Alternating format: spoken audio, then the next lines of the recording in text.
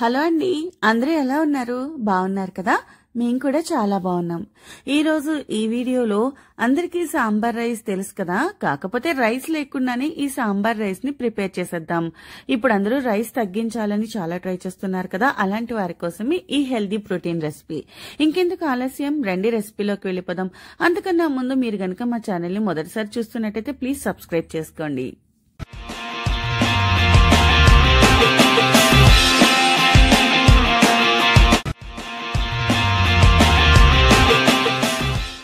ఈ ప్రోటీన్ రెసిపీకి కావాల్సిన main ingredient ఏంటంటే రైస్ ని రిప్లేస్ చేస్తూ క్రాకల్ అయిన గోధుమల్ని, అంటే పెద్ద గోధుమ రవ్వని తీసుకున్నాను.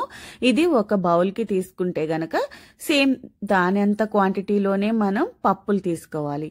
సో దీనికోసం నేను ఒక వంతు కందిపప్పు, ఒక వంతు మసూర్ దాల్,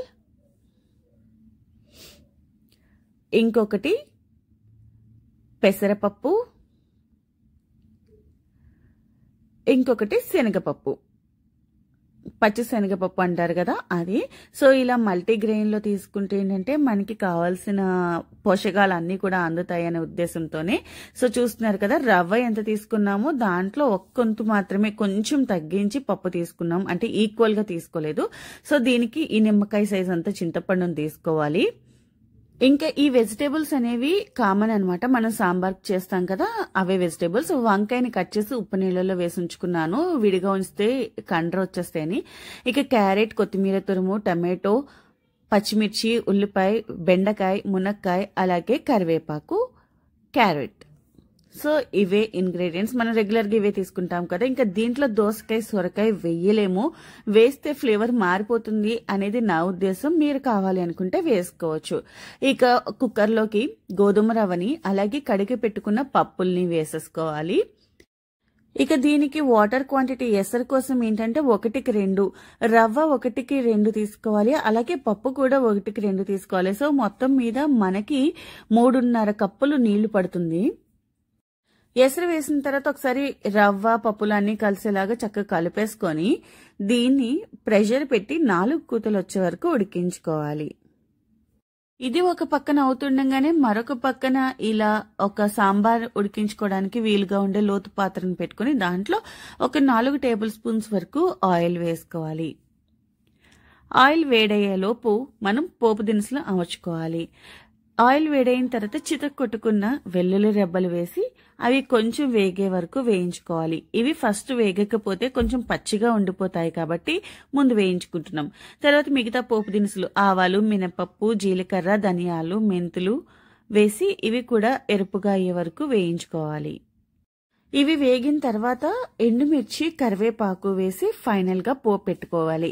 మీకు ఇంగువ అలవాటు ఉంటే గనక ఈ టైంలోనే ఇంగువ వేసుకోవాలి, అలవాటు లేని వాళ్ళు స్కిప్ చేయండి. మాకు అలవాటు లేదు కాబట్టి నేను వేయడం లేదు. ఇక పోపు అంతా వేగిన తర్వాత ఉల్లిపాయ, పచ్చిమిరపకాయ మొదటిగా వేసుకుని ఇవి కొంచెం వేగనివ్వాలి. ఉల్లిపాయలు కొంచెం ట్రాన్స్పరెంట్ గా అయిన తర్వాత మునక్కాయ ముక్కలు, బెండకాయ ముక్కలు, క్యారెట్ అలాగే టమాటో ముక్కలు కూడా వేసి ఇవి ఆయిల్లో వేగనివ్వాలి. ఇవి ఆయిల్లో వేగినప్పుడు లోపల ఉన్న పచ్చిదనం అంతా పోతుంది. మనకి సాంబార్లో పచ్చి పచ్చిగా ఉన్నట్టు గాని ఆ ఫీలింగ్ రాకుండా ఉండాలి అంటే ముందుగా ముక్కల్ని ఇలా చేసుకుని మనం సాంబార్ని కలుపుకుంటే చాలా బాగుంటుంది. ముందుగానే కట్ చేసి పెట్టుకున్న వంకాయ ముక్కలు ఉన్నాయి కదా ఉప్పులో వేసినవి, అవి కూడా వేసేసుకుందాం. ఇవి స్టీల్ పాత్ర కదండి, అడుగు పట్టకుండా దగ్గరే ఉండి వీటిని అప్పుడప్పుడు కలుపుతూ ఉండాలి. ఇవి అలా ఆయిల్లో వేగుతుండగానే టమాటాలు సాఫ్ట్ అయిపోతాయి. ఇక ఆ టైంలోనే మనం రుచికి సరిపడగా ఉప్పు, 1/2 టేబుల్ స్పూన్ పసుపు, 1/2 టేబుల్ స్పూన్ కారం, 1 టేబుల్ స్పూన్ కి సాంబార్ పౌడర్ ఇవన్నీ వేసి చక్కగా కలుపుకోవాలి. ఇవన్నీ కూడా మసాలా అంతా కూడా నూనెలోనే వేగితే ఆ స్మెల్ బాగుంటుంది, కలర్ కూడా చాలా బాగుంటుంది అనమాట.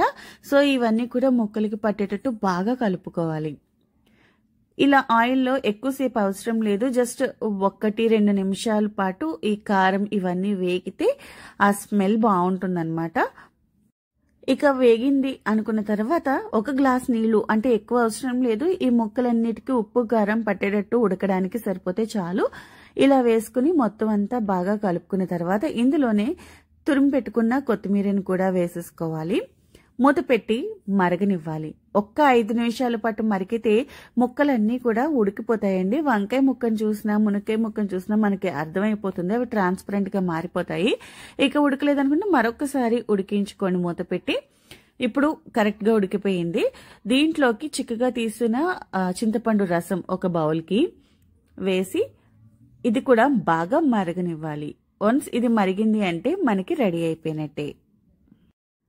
ఈ టైంలో ఒకసారి సాల్ట్ చెక్ చేసుకోండి. ఇప్పుడు సాల్ట్ దీనికి కరెక్ట్ గా సరిపోతేనే రైస్ కూడా కరెక్ట్ గా సరిపోతుంది, లేకపోతే ఉప్పు తక్కువైతే తినబుద్ధి కాదు కదా. ఇప్పుడు మరిగిందా లేదా అనేది మనకి వంకాయ ముక్కలు కానీ మునక్కాయ ముక్కలు కానీ చూడండి, మనకి తెలిసిపోతుంది మరిగేటప్పుడు. అలాగే ఇది కూడా రెడీ అయిపోయింది, ప్రెషర్ పోయింది కదా. ఒకసారి తీసి చూస్తే మొత్తం అంతా కూడా చాలా సాఫ్ట్ గా కుక్ అయిపోయింది అనమాట. అంటే అన్నం బాగా మెత్తగా జావలాగా ఉడుకుతుంది అంటారు కదా, అలా ఉడకాలి.